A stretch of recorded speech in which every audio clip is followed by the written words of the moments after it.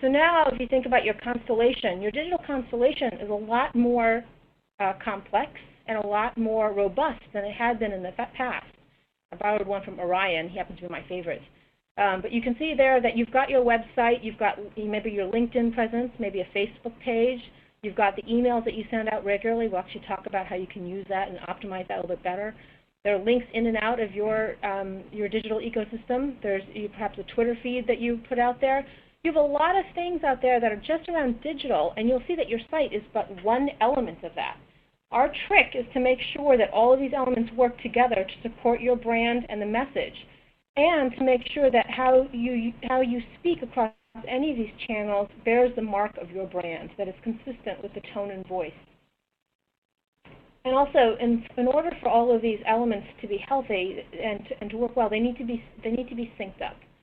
And the power of digital comes from synchronization, and that's how we get the amplification of your brand message. All right, so in our second webinar, we spoke at length about designing the interactive experience and how to create websites that work. And certainly your website is one of the hubs in your digital constellation. A lot of the information that's out there will direct back to your site. Not all of it, I think it's important to call out, but a lot of it. So we'll spend just a few moments recapping some of the key takeaways from our second webinar. It's important for your site to have a purpose, and you need to prioritize what you want visitors to do. And you can do that in three ways. One is to control the real estate on each page and to use that to articulate the brand position. We spoke about preventing interlopers for intruding on the space. And finally, each page should reflect the strategic goals of your organization, not just the home page. Every page matters. People don't necessarily just go to your home page. If they're searching for you, that's not necessarily where they're going to end up. Depends on, and perhaps end at a lower level page, which is a good thing. And we'll talk a little bit more about an example of that coming up shortly. Your website is really about creating a dialogue. It focuses, and to do that, you need to focus on who you are selling to, not yourself. Some of the worst performing websites we've seen have been organized around almost like a company's org chart, and that has nothing to do with the information the user is seeking to get from you. Your primary goal is to tell a story and to illustrate that story with examples. And ultimately, at the end of the day, that's what marketing is all about. And finally, to help create that dialogue, it's not just words. You want to be able to transform substantive data from text to visuals. And that can be challenging, but that's the way people think about things. One of the things Berkey talked about last week was in designing the interactive experience was this notion of having a dinner plate.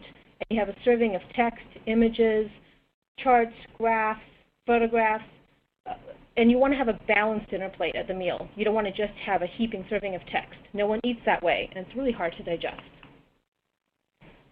So say you have built the best site out there in the world. You might recognize this image from the movie Field of Dreams. But if you build it, will they come? Probably not. You have to make sure people are getting there. So how do you engage? How do you find them? How do you draw people into the upper part of that marketing funnel? Well, there's two tactics, and these don't change regardless of the channel you're looking at. The first is pull, and the second is push. In the digital space, pulling is about driving to your site. And the tools that you have at your disposal are search engine optimization or natural search, search engine marketing or paid search, and online media. And these are the banner ads that you see. On the push side of the equation, you have the ability to broadcast. And this is where online social media and online social networks come into play, where blogs and also email comes into play. So we're going to walk you through three scenarios to kind of illustrate ways in which companies can shift in the new marketing reality and add digital to the mix. And I think one of the things I really want to make sure that folks take away from today's webinar, it's not about digital for digital's sake.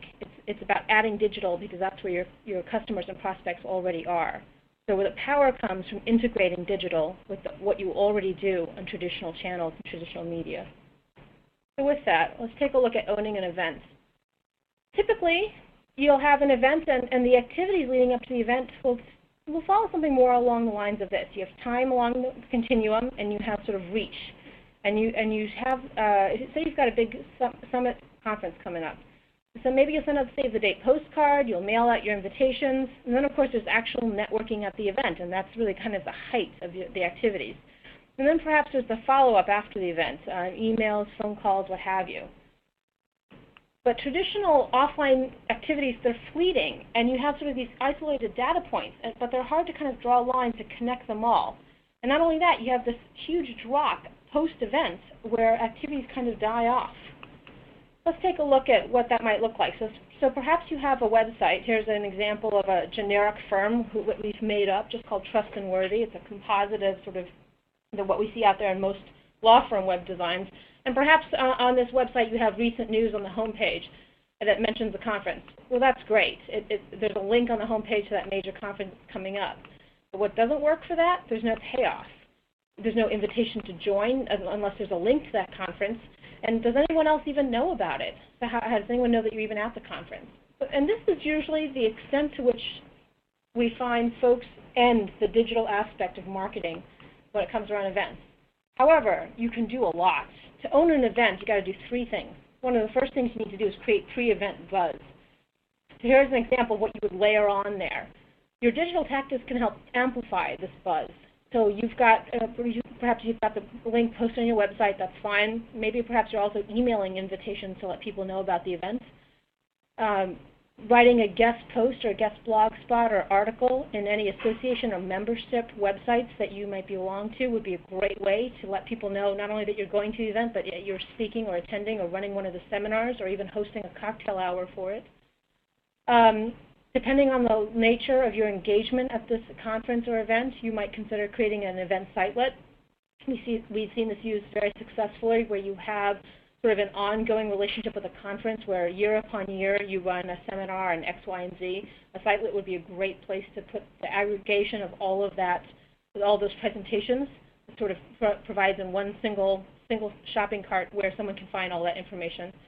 And there on the left, you can see that we've got a bunch of alphabet soup. We've got SEO, making sure that you've changed the tags and the content on your website early on so that your firm comes up when people are searching for that event will really help. That has a long lead time, so you need to plan for that early. Providing any updates via your online social networks such as LinkedIn, Twitter, or Facebook about your participation at the event will help greatly, and will also, by the way, boost your rankings in natural search. Blogging about the event. A blog is a great way to let people know what's new. It's so easy to post to. They're very short posts, and it's a great way to give people updates as you go along. And finally, then there's the SEM or paid search aspect. When it becomes time you want to take a look at turning on and off campaigns with paid search, and being able to buy terms around the event leading up to it makes a lot of sense. So for perhaps you might have your firm name plus venture summit or venture capital summit events next, and that would become one of your keywords for the duration of the campaign. So we've talked about adding digital. You need to be able to also engage with them during the event. So digital can help you create that buzz, but then it also helps you during the event. During the event, it used to be that you could perhaps just network with folks at the event itself. But with social media, you're able to provide updates through your social networks and through blog posts with what you're seeing and what you're hearing at the event. In fact, if any of you are following us on Twitter today or have for any of our webinars, you'll see that we tweet constantly through the webinar with sort of some key takeaways and data points as we go. So for those folks who were not able to join us at the time, they're able to participate and at least download and get some of the relevant information that way. Blogs are a great way to do that because you can document the event with content, with polls, with photos, etc. And it adds color commentary and texture to a one-time event for folks who may not be able to make it in person.